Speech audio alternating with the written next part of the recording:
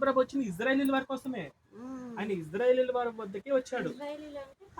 వేరే దేశం వాళ్ళు అంటే మన భారతదేశం ఎట్లనో మన భారతదేశంలో అంటే దేశం ఇజ్రాయెల్ దేశం ఉంది. ఆ దేశంలోనే వాళ్ళు అంతే అనమాట. కాబట్టి మనకు చర్చిలు మానేసేయండి. చాలా తప్పు చేశారు. మీకు రోజు దండం ఇట్లా పెట్టుకొని స్వామిని తలుచుకొని ఏ పనన్నా మీరు స్టార్ట్ చేయండి, మీకు సక్సెస్ఫుల్గా కంప్లీట్ అవుతుంది. అంత శక్తి అంత బలాన్ని ఇస్తాడు. ఓకేనా? ఒకసారి చూపించమ్మ పటం ఇట్లా పెట్టుకో.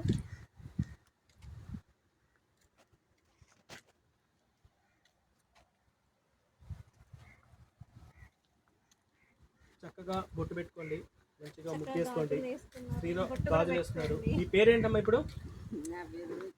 ఈశ్వరమ్మ. రూతమ్మ మర్చిపోండి. ఏం పేరు? మీ పేరు మళ్ళీ ఒకసారి గట్టిగా చెప్పండి.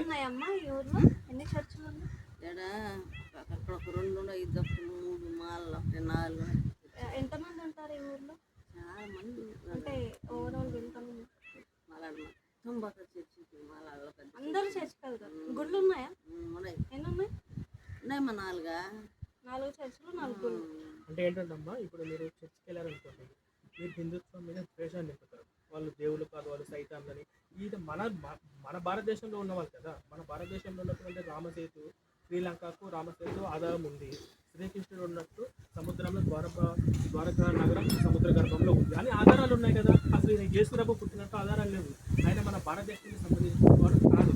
ఇప్పుడు పాస్టర్ మీలాంటి అమ్మాయిలు మీరు ఏదో షాప్లో ఏదో చిన్న బిజినెస్ చేసుకుంటున్నారు. మీ దగ్గర 50 నెలకు 200 ఇలా డబ్బులు తీసుకొని మిమ్మల్ని మోసం చేస్తున్నారు. అది మీరు కూడా ఆ బైబిల్లో మంచి విషయాలు చదివించండి. మీ పిల్లలు చదువుకున్నారా? ఇంజనీరింగ్ చదువుకున్నారా? ఇవి ఇచ్చేసేయండి అమ్మ. మీ పిల్లలు ఎంతమంది ఉంటే వాళ్ళు ఇచ్చేసేయండి, వేస్ట్ చేయండి.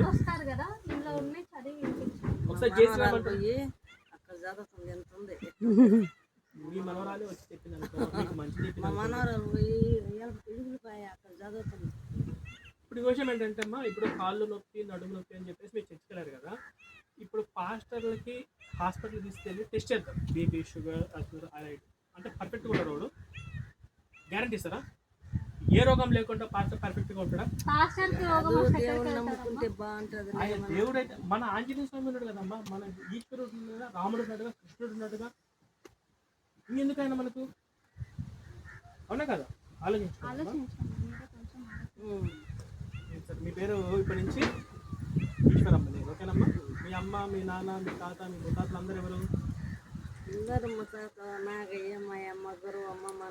అందరూ హిందువులే కదా.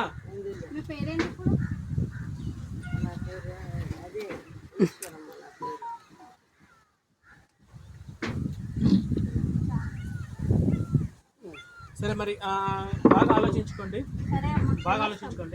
మేము మళ్ళీ వస్తాము, రాము, మేమైతే రాము. కానీ మీరు మీ జీవితం బాగుండాలి, సంతోషంగా హ్యాపీగా ఉండాలంటే ఎప్పుడు కూడా ఈ ఫోటో ఇంట్లో నుంచి బయటికి తీయకూడదు. ఇది మీ మనవరాలు. మీ పేరేంటి? ఈశ్వరమ్మ. ఆ చర్చికి మనకు వద్దు.